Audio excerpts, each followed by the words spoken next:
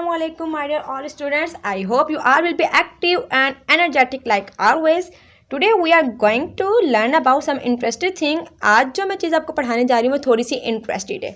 आज हम ग्रामर का कोई टॉपिक नहीं पढ़ने वाले. अभी के साथ मेरा दिल किया कि आपको कुछ नई चीज़ सिखाई जाए.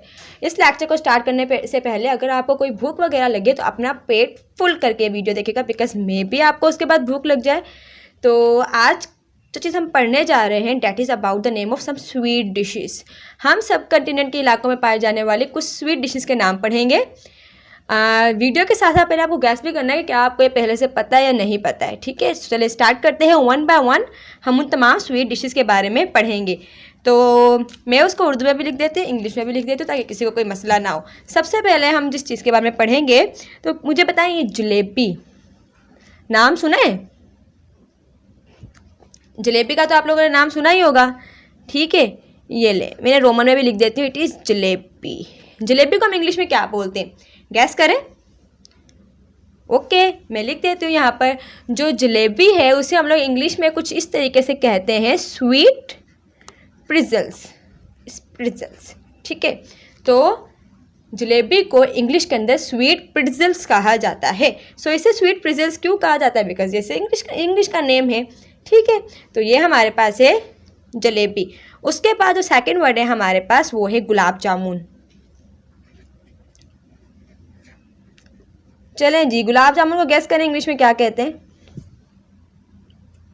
हाँ जी, पहला हमारे पास जलेबी है और दूसरा, चले मैं रोमन में भी लिखूँ ना साथ साथ. सेकंड हमारे पास क्या है? इट्स गुलाब जामुन. गुलाब जामुन को इंग्लिश में कहा जाता है रोज़बेरी. ठीक है, तो अब आप बेशक थोड़ा सा चाहें वो थोड़े बड़े बड़े लोगों वाले इंग्लिश सीख रहे हैं ना, तो बड़े बड़े लोगों को ये सब बातें पता होती हैं कि हम लोग जलेबी को स्वीट प्रिजल्स कहते हैं. इसी तरीके से हम गुलाब जामुन को कहते हैं रोज़बेरी. उसके बाद जो तीसरी स्वीट का नाम है मेरे पास वो है रसगुल्ला. It is rasgulla. रसगुल्ले को गैस करें इंग्लिश में क्या कहा जाएगा?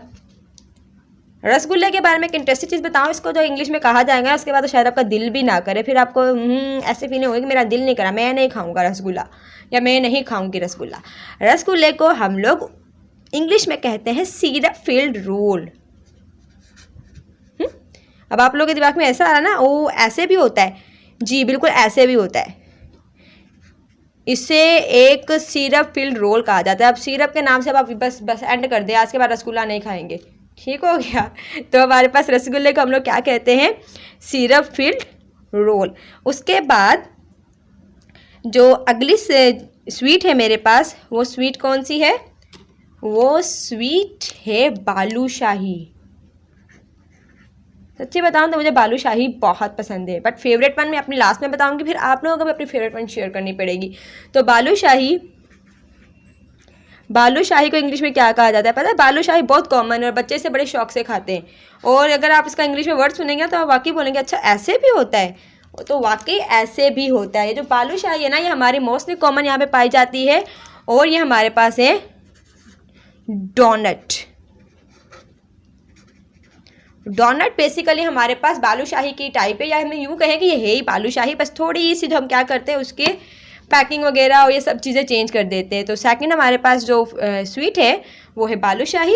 और बालूशाही को हम लोग कहते हैं इंग्लिश में डोनट, बिकॉज ये सेकंड नेम हमारे पास डोनट का ही है. उसके बाद जो हमारे पास स्वीट, ये तो हमारे पास स्वीट्स थी. इसके बाद हमारे पास स्वीट डिशेस भी हैं, जैसे कि है सेवइयाँ. जी, सेवइयाँ को भी इंग्लिश में नाम दिया जाता है. क्या आपको पता है सेवइयों का नाम इंग्लिश में क्या होता है? हम बड़े मज़े ले लेके खा तो रहे होते हैं अपनी छोटी ईद पर, बट हमें इसका नेम भी तो पता होना चाहिए ना. तो ये मैंने लिख दी सेवइयाँ. सेवइयाँ को हम लोग इंग्लिश में कहते हैं वर्मिचुअली. इट्स वर्मिचुअली. वर्मिचुअली सेवइयों को इंग्लिश में कहा जाता है. याद रहिए यहाँ पे जिच का साउंड निकालता है. ठीक है, हम इसको वर्मिचुअली नहीं पढ़ेंगे, इट्स वर्मिचुअली. तो ये हमारे पास एक स्वीट डिश थी जो कि क्या थी? सेवइयाँ, जिसे हम इंग्लिश में कहते हैं वर्मिचुअली. इसके बाद जो अगली स्वीट डिश है हमारे पास वो है हलवा. हाँ जी, हलवे का भी इंग्लिश नेम है. अब हलवे को हम क्या कहते होंगे इंग्लिश में? हलवे का जो इंग्लिश नेम है वो हमारे पास है डम्पलिंग।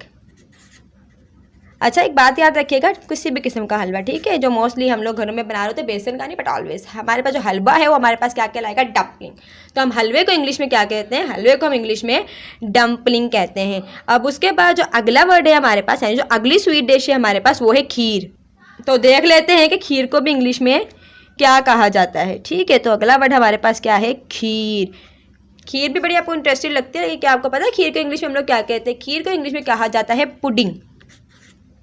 खीर के लिए जो इंग्लिश वर्ड यूज़ किया जाता है वो हमारे पास क्या है, पुडिंग है। ठीक है, तो अब तक हमने यहाँ पे ये सब कुछ सीख लिया। एक आखिरी वर्ड सीख लेते हैं जो कि हमारे पास है कलाकंद।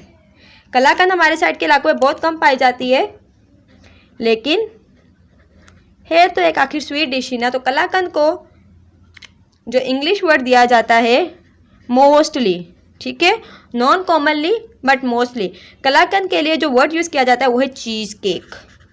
ये भी चीज़ केक की एक टाइप है। ठीक है, तो इस तरह से कलाकंद की शेप की या कलाकंद की रेसिपीज़ यूज़ करके जो मिठाइयाँ बनाई जाती हैं उन्हें हम लोग क्या कहते हैं, चीज़ केक कहते हैं। सो this was very simple and interesting topic, that was sweet dishes name, जिसके अंदर हमने सीखा कि जलेबी को कहते हैं स्वीट प्रिट्ज़ल्स।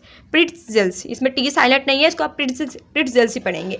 इसके बाद गुलाब जामुन को कहते हैं हम roseberry, rasgulla syrup filled roll. उसके बाद हमने पढ़ा balushahi. Balushahi the second name of donut. Donut को हम इंग्लिश में बोलते हैं बालूशाही। बालूशाही को हम इंग्लिश में बोलते हैं डोनट। उसके बाद हमने पढ़ा सवैया। सवैया को हम लोग क्या कहते हैं, vermicelli, it's vermicelli. हलवे को हम लोग इंग्लिश में कहते हैं डम्पलिंग। खीर को कहा जाता है इंग्लिश में पुडिंग एंड कलाकंद को कहा जाता है cheese cake. So this was some basic sweet dishes name, जो हम आमतौर पे स्वीट डिशेस खाते हैं ना, ये उनके नेम थे। एक बात याद रखिएगा, हर सब कंटिनेंट में पाए जाने वाली डिश के नेम नहीं होते इंग्लिश में, और हर स्वीट डिश का भी इंग्लिश में नेम नहीं होता है। अब इसका रीज़न क्या है, फॉर एग्जाम्पल कोई आपसे आके बोल जाए कि फलां डिश का मुझे नाम बताएं, और आप अंदर से गिल्टी फील करने लग जाए कि भाई ये तो फलां डिश है, इसका तो मुझे नाम आता ही नहीं है। ऐसा नहीं होता।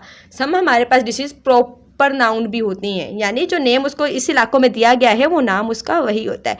तो सब कॉन्टिनेंट में प्रेजेंट हर डिश का इंग्लिश नेम नहीं होता है, सिर्फ उनको थोड़ा बहुत आगे पीछे करके उनकी शेप चेंज करके उनको इस तरह से इंग्लिश नेम दिए जाते हैं। सो इस बात पे कंफ्यूज नहीं होना, अपनी कॉन्फिडेंस लेवल को 100% हाई करके बोले इट्स अ प्रॉपर नाउन, और proper noun can't be change. America को उर्दू में क्या बोलेंगे, नो।